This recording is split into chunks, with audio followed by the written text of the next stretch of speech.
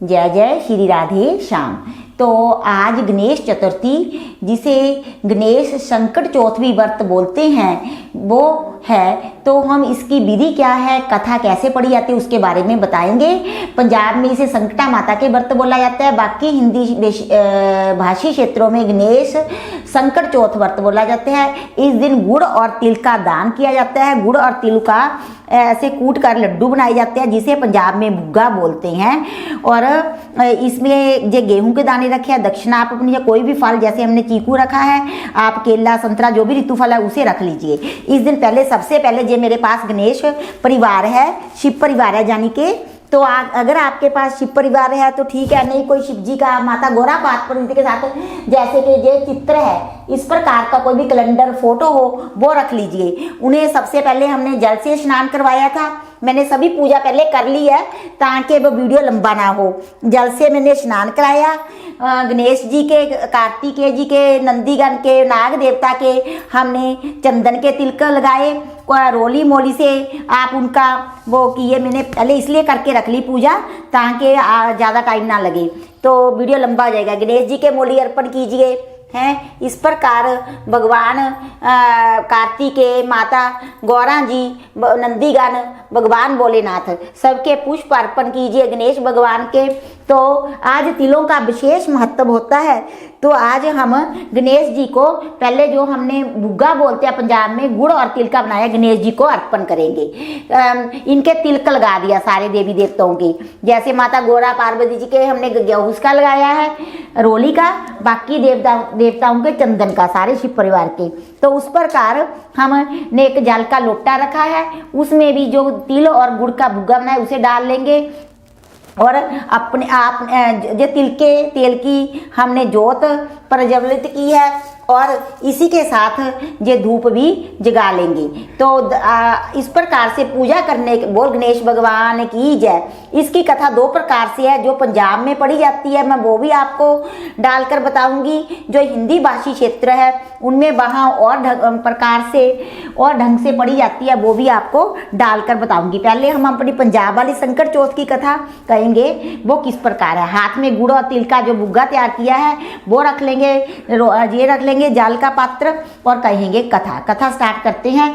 एक बुढ़िया माई थी, उसका बेटा था जो वो आजड़ी था, बकरियां भेड़े चराने के लिए वन में जाया करता था। बूढ़ी माता साल में ये 12 संकट चौथ पड़ती हैं, क्योंकि अंधेर पक्ष जिसे पंजाब में बोलते हैं, तो हिंदी में कृष्ण पक्ष बोलते हैं, उसकी चौथ को किया जाता है। वो आए प्रत्येक मास की चतुर्थी को, चौथ को संकटा मैया का व्रत रखती थी और गुड़ और तिल के लड्डू बनाती थी। 3-4 लड्डू बनाती थी। एक अपना व्रत का चंद्रमा को अर्घ देने के पश्चात प्रसाद रूप में, एक ब्राह्मणों को दान करने के लिए रख लेती थी और उसे बनाकर प्रांत के नीचे बनाकर रख देती थी। एक पड़ोसनों ने क्या किया कि उसके बेटे ने एक दिन ये ऐसा सिखा दिया कि तेरी माँ जब तू भेड़े बकरियां चुराने के लिए ले जाता है, बाद में बहुत सी चीजें बना कर खाती है। बच्चा कानों का कच्चा था, उसने कहा कि मैं अपनी माँ से बोला कि मैं तो तेरे साथ नहीं रहूंगा, मैं तो आज से वन में जा रहा हूँ। तो उसकी माँ ने कहा बेटा, अपनी कोई भी माँ अपने बेटे को इसके साथ ऐसा नहीं करती, तू ऐसा मत कर।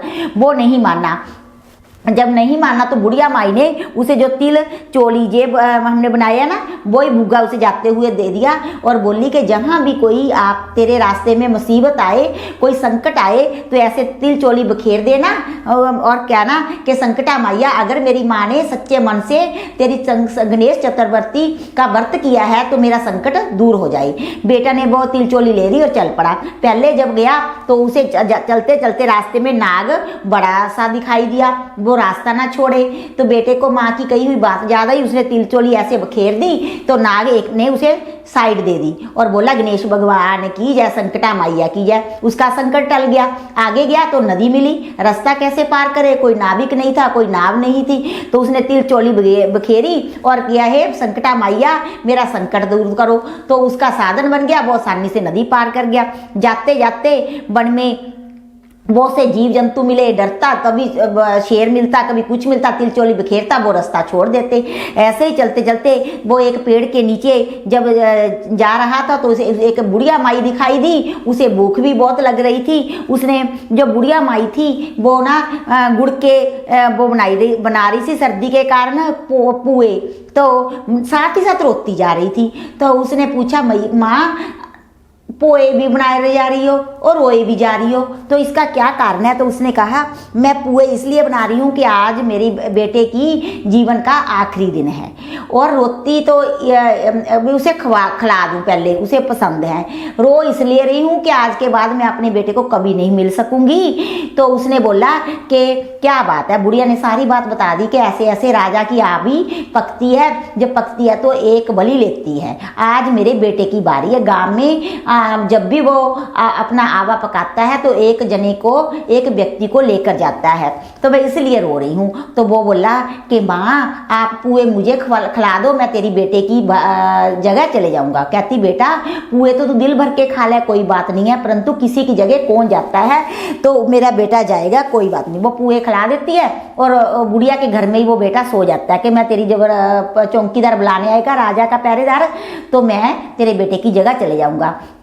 रात को चौकीदार आ गया बुलाने के लिए, पहरेदार, के माई राजा ने बुलाया है, तेरा बेटा हाजिर हो। तो माई कभी उसी के चारपाई के पास जाती है, कभी अपने बेटे की चारपाई के पास जाती है। उसे भी मतलब कि जगाकर भेजने का दिल नहीं करता कि ये भी तो किसी का बेटा है, ना अपने बेटे को जगाने का। इतने में उसकी जो आँख है खुल जाती है तो लड़के की। वो पूछता है कि माँ आ गया पहरेदार तेरे बेटे को लेने? कहती हाँ। तो कहता मैं जाऊँगा। तो वो चला जाता है, तिलजोड़ी साथ में रख लेता है। जब वो आवाज चिन्हने लगते हैं ना ऐसे, तो वो बोलता है बुढ़िया माई का बेटा कि माँ संकटा माइया मेरा संकट हो रो, गणेश जी मेरा संकट हो रो। तिलचोली सारों तरफ ऐसे बिखेर कर बैठ जाता है और उस फिर राजे को नौकरों को बोलता है कि आप चारों तरफ जो आवा चिन्ह दो। वो आवा चिन्ह देते हैं और घर वापस आ जाती हैं। तो 3-4 दिन बाद क्या होता है कि राजे के जो नौकर चाकर होते हैं दौड़े दौड़े दरबार में जाते हैं कि राजा तेरा आवा तो पक भी गया। वो कहता झूठ बोलते हैं, अब इतने दिन लगते हैं, आज दूसरे तीसरे दिन कैसे पका? कहता जाकर तो देख। राजा देखता है तो वो तो सच्ची मुच्ची पका पड़ा होता है। तो वो ना बीच में से वो कहता है नौकरों को के सब आवा उतार लो। जब उतारने लगते हैं ना तो वो बोलता है नौकरों चाकरों से, धीरे धीरे उतारना, मैं कोई भूत चड़ेल नहीं हूँ, मैं तो जोंदा जागता व्यक्ति हूँ। तो और डर जाते हैं। कहता फिर बताता है कि जिसे तुमने बलि के लिए रखा था मैं वही व्यक्ति हूँ। तो वो धीरे बीच में से वो जिंदा निकलता है। राजा तो देखकर आश्चर्यचकित हो जाता है कि ये कैसे संभव, आज तक तो इसने आवे ने इतने लोगों की बलि ले ली। तो क्या बनता है वो ना बहुत ज्यादा आश्चर्यचकित हो गया, ये तो कोई करामाती व्यक्ति है, क्यों ना मैं अपनी बेटी का रिश्ता इसके साथ तय कर दूं। तो ना राजा कहता है कि उसे निकाल लेता है, स्नान कराता है, सुंदर वस्त्र आभूषण उसे गिफ्ट में देता है तोहफे के तौर पर, और उसे महल में ले आता है। कहता है कि मैं अपनी बेटी की शादी तेरे साथ करूंगा, तू तो बहुत करने वाला लड़का है। राजा अपनी बेटी की शादी उसके साथ कर देता है। और वो बोलता है कि तेरा गांव कौन सा है? कहता कि मेरी एक बुढ़िया माई है गांव में, तो उसी ने मेरी तिलचोली दी थी, मैं उसी की बदौलत ही आज जिंदा हूँ। तो उसे अपनी माँ पर भी बहुत विश्वास हो जाता है कि मेरी माँ तो सत के व्रत रखती थी, बहुत सत वाली स्त्री सी, वो छल कपट नहीं करती थी, मेरे से कुछ छुपा कर नहीं खाती थी। तो ना वो डोली लेकर जाता है। तो जब गांव के नजदीक पहुंचता है तो 80 पड़ोसी दौड़ दौड़ के उसकी माँ के पास जाते हैं कि तेरा बेटा तो इतने लाल लश्कर के साथ, हाथी घोड़ों के साथ, दहेज लेकर, साथ में दुल्हनियां लेकर आ रहा है। तो वो ना कहती है कि जो झूठ बोलते होंगे, पहले तो उन लोगों को कहती है पहले तो आपने सभी मेरे बेटे को सिखाकर घर से निकलवा दिया, अब मेरे को ये झूठा आश्वासन दे रहे हो, चलो मैं नहीं आपकी बात मानती। ओसी पड़ोसी लौट जाती हैं उसे, और उसे बाद में गणेश जी की दया से उसके मन में ये भाव उठता है कि हो सकता है मेरा बेटा वापस आ जाए, मैंने तिलचोली दी थी। तो ना वो क्या कहते हैं, एक चमड़े की ना चोली सिल करके अपने पहन लेती है, चमड़े की चोली होती है उसके पास, वो पहन लेती है कि, और ना कहती है उसे, वो रोती रहती है जब से उसका बेटा गया होता है, तो उसे दिखाई तो दे नहीं रहा होता। तो ना कहती है कि ए संकटा माइया, अगर मैंने आपकी गणेश जी सच के व्रत किए हूँ, सच्चे दिल से व्रत किए हूँ, तो जब मेरा बेटा आए ना तो इस चोली में से 32 धारा मेरे दूध की छाती में से, सतनों में से निकलकर उसके मुंह में पड़े, तो उसका बेटा आता है तभी उसकी चोली में से दूध ऐसे टपकने लगता है। तो तो वो बोलते हैं कि सचमुच यही मेरा बेटा है। तो वो बेटा अपनी सारी बात बताता है कि कैसे कैसे वो गया, सांप ने रास्ता घेरा, नदी ने घेरा, शेरों ने घेरा, और कैसे वो आवा में मतलब बचकर निकला।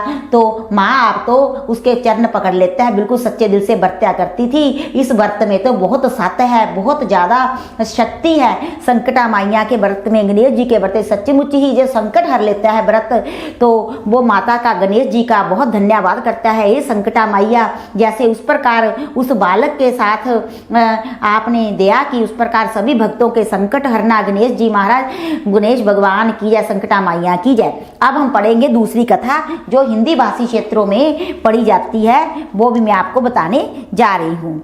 तो पहले मैं इसका थोड़ा सा इतिहास भी बता दे दूंगी।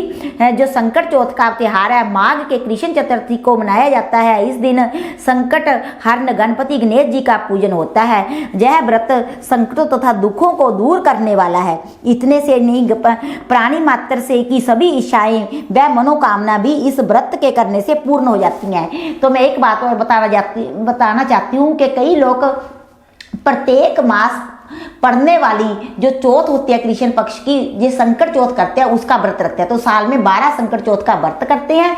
तो जब फिर माघ में आते हैं तो उस दिन उद्यापन करते हैं। उद्यापन में वो क्या क्या बरतते हैं उसका मैं अलग से वीडियो बनाऊंगी कैसे किया जाता है। इस दिन स्त्रियां निर्जला व्रत रखकर शाम को फलाहार लेती हैं और दूसरे दिन सुबह संकट माता पर चढ़ाए गए पूरी पकवानों के प्रसाद रूप में ग्रहण करती हैं। तिल को भूनकर गुड़ के साथ कूट लिया जाता है।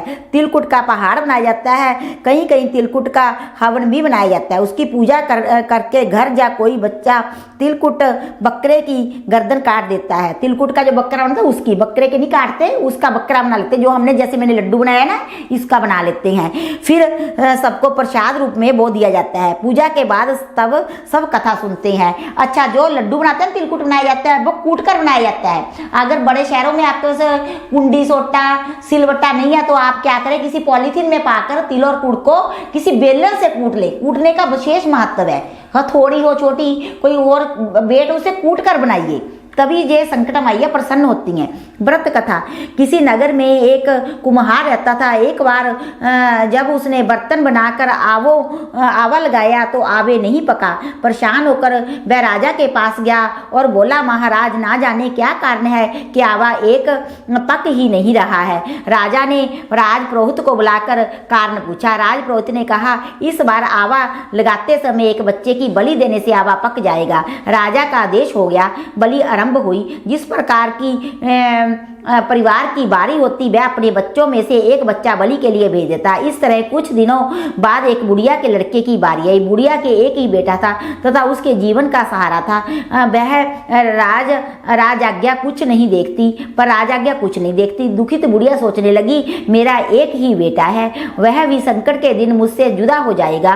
तभी उसको एक उपाय सूझा। उसने लड़के को संकट की सुपारी तथा दुब का बीड़ा देकर कहा, भगवान का नाम लेकर आवे में बैठ जाना, संकट माता तेरी रक्षा करेगी। संकट के दिन बालक आवा में बिठा दिया गया और बुढ़िया संकट माता के सामने बैठकर पूजा अर्चना करने लगी। पहले तो आवा पकने में कई दिन ले लेता था, पर इस बार संकट माता की कृपा से एक ही रात में आवा पक गया। सवेरे कुम्हार ने देखा तो हैरान रह गया। आवा पक गया और बुढ़िया का बेटा जीवित व सुरक्षित था। संकट माता की कृपा से नगर के अन्य बालक भी जी उठे। यह देखकर नगरवासियों ने माता संकट की महिमा स्वीकार कर ली। तब से आज तक संकट माता की पूजा और व्रत का विधान चला। बोल संकटा मैया की जय, गणेश चतुर्थी की जय, गणेश भगवान की जय। जो हमने ये लिया होता है तिल और गुड़ का भुग्गा प्रसाद, वो हम चंद्रमा को अर्घ देंगे, जल के साथ अर्घ देंगे और ये मंदिर में दे दिया जाता है, ब्राह्मणों को दे दिया जाता है।